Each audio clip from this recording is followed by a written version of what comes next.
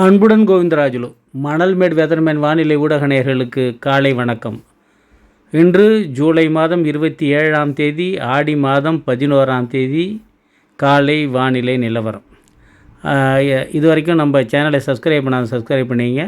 தொடர்ந்து அறிக்கைகளை பெறத்துக்கு all enable பண்ணிட்டீங்கன்னா தொடர்ந்து அறிக்கைகள் வரும். உறவினர் நண்பர்கிட்ட சொல்லுங்கள், லைக் பண்ணுங்கள், சப்ஸ்கிரைப் பண்ணுங்கள்.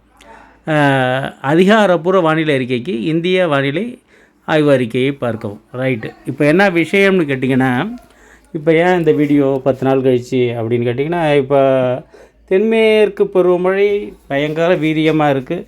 அதுவும் தெற்கு கேரளாவில் நல்ல வீரியமாக இருந்து சரியான மழை பேஞ்சிக்கிட்டு இருக்குது. அதாவது டெல்டாவில் மழை இல்லை, சுத்தமாக டெல்டாவில் மழை இல்லை.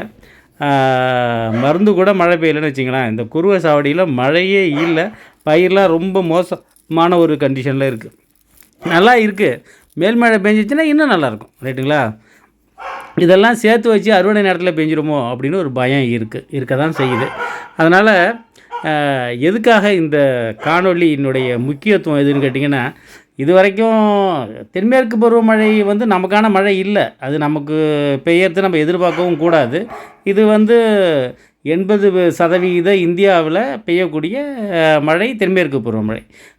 அதில் ஏடா குறுக்க மழை பெய்யும். இந்த வாட்டி அது நமக்கு பெய்யல. எப்பொழுதுமே நான் வருஷம் சொல்லுவேன். அதாவது கடலூருக்கு அந்த ஒரு பெண்டு ஒன்று இருக்கும். அதுக்கு மேற்க ஒரு 60 கிலோமீட்ரு தெற்கு காற்று காற்று அதை தள்ளி விட்டுரும். நமக்கு மழை பெய்யாது, எதிர்பார்க்காதீங்க. அதையும் தாண்டி ஏதாவது 2-3 தூத்தல் தூரும். ஆனால் இந்த வாட்டி அது சுத்தமாக இல்லை. ஆனால் இந்த நிலைமை இப்போ மாறப்போகுது அப்படிங்கிறதுக்காக தான். அதாவது இன்னும் ஒரு வாரம் கழித்து நடக்க போகுது. அதாவது வானிலை அறிக்கைங்கிறது முன்கூட்டியே சொல்லணும். சில பேர் சொல்கிறாங்க, என்ன சார் நீங்கள் சொன்னீங்க மழை பெய்யல, எதுக்கு வெட்டித்தனமாக அறிக்கையெல்லாம் போட்டுட்றீங்க அப்படின்ட்டு.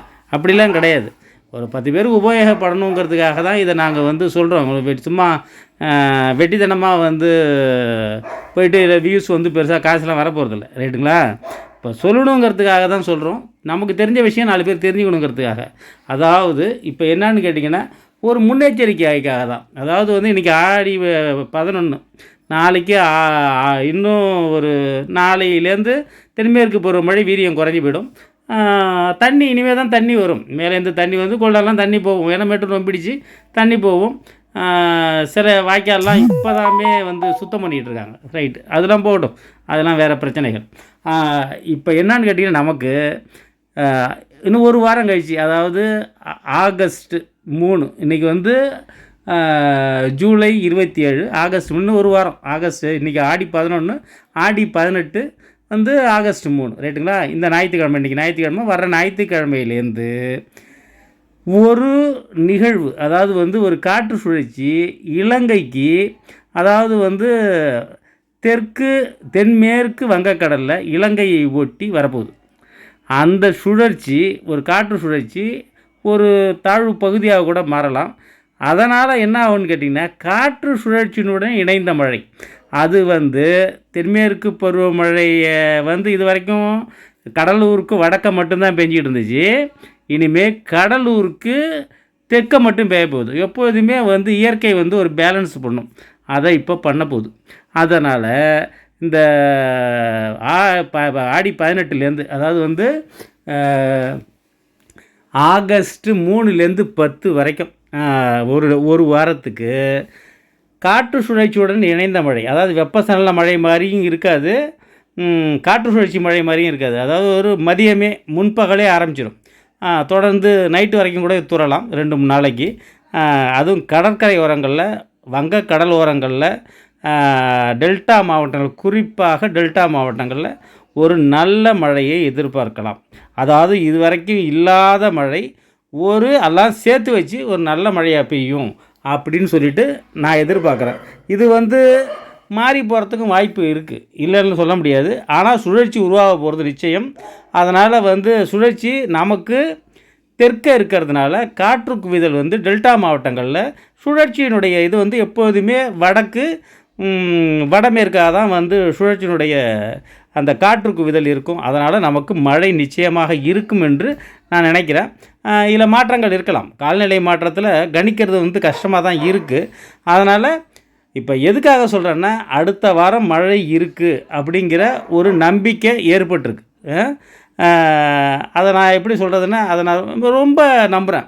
அதனால் ஒரு ஆடி 18ஆம் தேதிக்கு மேலே ஒரு ஆடி ஒரு 25ஆம் தேதி வரைக்கும் நல்ல மழை இருக்குது. அதுக்கப்புறம் ஏடக்குறுக்க மழை தான். அப்புறம் ஆவணி 25லேருந்து புரட்டாசி 15 வரைக்கும் வடகிழக்கு பருவமழை முன்னமே ஆரம்பிச்சிடுச்சோ அப்படிங்கிற மாதிரி கடுமையான மழை இருக்குது. ஆனால் ஆடி 25 தேதியிலேருந்து பெரிய மழை வந்து ஆவணி 20 வரைக்கும் கிடையாது, ஒரு மாதம். அதாவது ஆடி 25லேருந்து ஆவணி 20 வரைக்கும் அந்த 25 நாளைக்கு அறுவடை பெய்யறவங்களுக்கு எந்த பிரச்சனையும் கிடையாது. ஆனால் ஆவணி 20லேருந்து புரட்டாசி 15க்குள்ளே அறுவடை வச்சுருக்கோங்க. அதற்கான முன்னேற்பாடுகளை செஞ்சுக்கணும். அதை வந்து எப்படி சொல்கிறது, கொஞ்சம் பாதிக்கிறதுக்கான வாய்ப்பு இருக்குது. ஆனால் ஆடி 15லேருந்து ஆடி 15 இல்லை, ஆடி 25லேருந்து ஆடி 25க்கு மேலே ஆவணி 20க்குள்ளே அறுவடை வச்சுருக்கிறவங்களுக்கு எந்த பிரச்சனையுமே இருக்கிறதுக்கு வாய்ப்பு இல்லை. அதனால் இந்த மழைங்கிறது வந்து ஆடி 18லேருந்து ஆடி 25 வரைக்கும் ஒரு நல்ல மழை காற்று சுழற்சியால் பெய்ய போகுது. தென்மேற்கு பருவமழை நமக்கு பெய்யாது, ஆனால் காற்று சுழற்சி வர்றதுனால இந்த மழை பெய்யும் அப்படின்னு சொல்லிட்டு நான் நம்புகிறேன். ரைட்டுங்களா? அதனால தான் இந்த காணொலி. இன்னும் ஒரு வாரம் கழித்து தான் இது பெய்ய போகுது. அதுக்குள்ளே என்னென்ன மாற்றங்கள் நிகழ போதோ அது நடக்கும். அதை பற்றி நம்ம சொல்கிறதுக்கு இல்லை. ஆனால் ஒரு எச்சரிக்கைக்காக தான் இதை நான் வந்து சொல்கிறேன். கொஞ்சம்